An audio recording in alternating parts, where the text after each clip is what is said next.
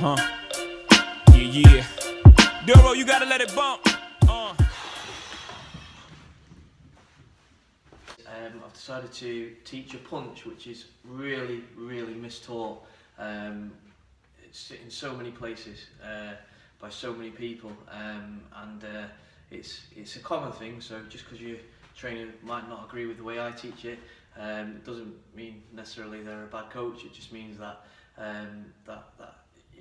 it's an area of weakness in a trainer, because a trainer is just like a fighter. Everyone's got strengths and weaknesses. I've got strengths and weaknesses, like for example, as you can see, I'm extremely handsome, but I sometimes wake up in the middle of the night needing the toilet, so I struggle with sleeping right through, so that's my weakness. Everything else is bob on. So the left hook then, the textbook left hook is a counter punch that is used when somebody misses a shot, usually.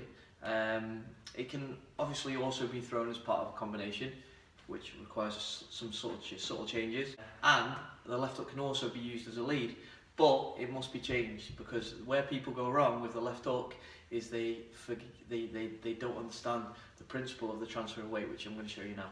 Okay, so the following are not left hooks. These are all incorrect.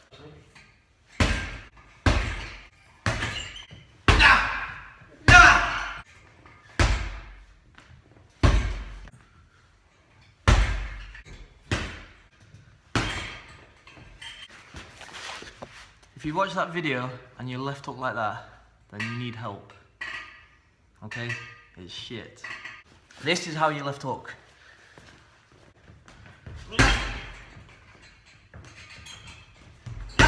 So the left hook starts here.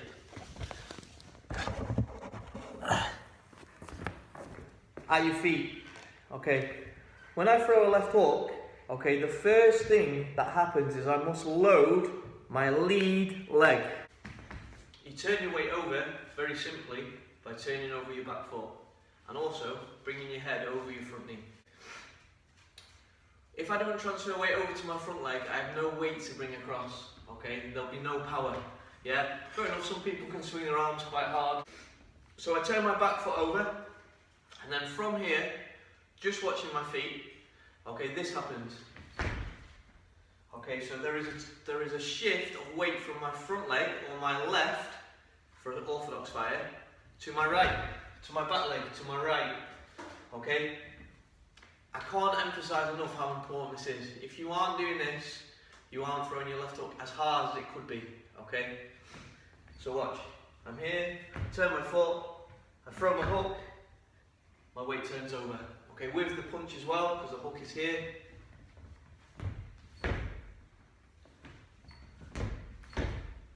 But Jeff, I hear you cry. How can I land a left hook if my weight is going backwards? Well, like I said at the beginning, it's a counter shot. Okay, so my weight is here. Look how close my head is to the bag. Okay, now I throw the hook. His head must be above my front leg. Okay, because I've turned my weight over to my back leg. Yeah, it must be. For me to get maximal leverage on my punch, his head must be over my front leg. His head would be here. That is what the left hook is for. It's a counter shot, okay? The left hook is a counter punch. There's so many combinations involving the left hook. What you do in that case is you adapt to the left hook, okay? You adapt it for a less powerful version, which requires less leverage. If I throw a 1-2 left hook right hand, okay, like so, then I'm not going to be turning as much weight into the hook. Okay, you can see it on video, you can see it right in front of your eyes right now. Look at your eyes right now, look. Okay, so watch. Okay, there's very little transfer of weight. The combination tends to be all about setting up the last shot. Okay, good fighters can change that, but you basic guys like you and me at the moment, you want to be setting up your combinations to set up that last shot. So if that means touching with the hook, create an opportunity for the right hand, that's ideal, yeah?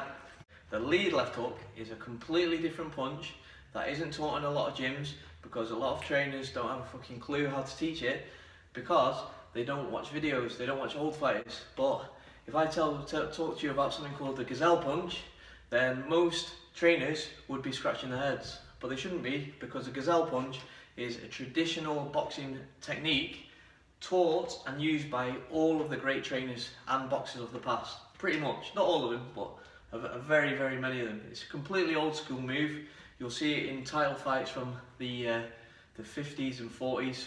And the person who named it, I believe, could be wrong, is Floyd Patterson, who was of course trained by Custamato, who trained Tyson, and you'll see Tyson do it, Tommy Morrison. Various fighters use the gazelle punch, and the reason why is that it's an effective way to close distance while delivering a left hook. Obviously, again, like with any punch, there's vulnerabilities and there's dangers with doing it, but it's about being a smart boxer, and being a good fighter is about picking the right times to deliver the right punch. So, let me show you the gazelle punch. So here's Tyson using it there against Pinkland Thomas, Ali using it against Frazier.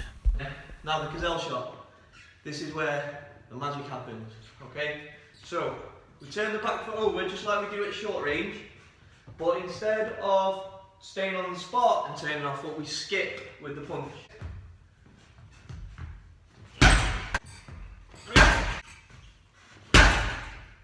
Okay, and that's your gazelle shot. The skip makes you incredibly vulnerable, okay? When you land, you're extremely square-footed for the left hook. If you watch Holyfield against Tyson, the first fight, when Tyson jumps in with the gazelle shot, Holyfield hits him in the chest and he goes down, exactly the same punch. Okay guys, so just to review then, the left hook, okay, is the most mistaught punch in boxing for me. I've seen it taught so many times by so many different people, and I don't see it nailed too often. You must remember that as a boxer and as a trainer, you're continually developing, and I'll probably look back at this video in 5 years' time and I'll be like cringing because I would have missed something really important. But that's how you get better. It's continually progressing and improving all the time. Textbook left hook is a counter punch. For you to land the proper left hook, textbook, the target must be close. The target must be nearly touching your face. You should nearly be kissing. Close proximity shot. The reality is this: when they throw a right hand, his head will be here and I'll be here. So we won't be too close, we won't be able to kiss. But when the left hook comes over, then there will be a proper transfer of weight. You can see it there in my front leg. Turn weight forward onto the left leg. Boom, left hook, weight comes onto the right leg. So many people drop their right hand when they throw the hook. It's a power thing.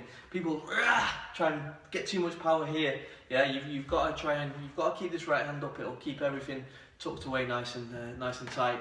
Every punch has a built-in defense. Yeah, so keep your right hand on your cheek. Throw your hook. You're nice and covered on both sides.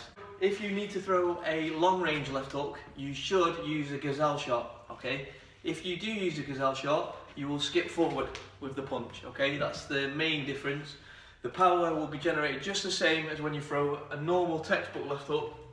The only difference being is that as you turn, instead of just turning, you skip.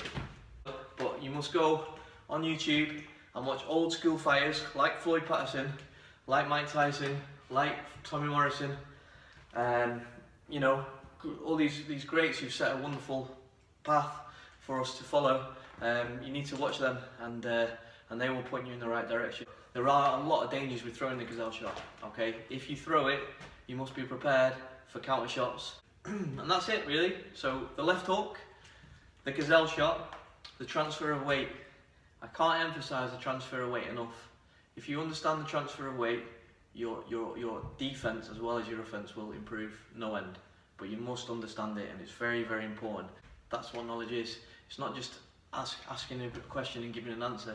You need to understand the answer. It's really important and that's, you know, this is just all we're looking at with boxing. You know, I didn't make any of this up.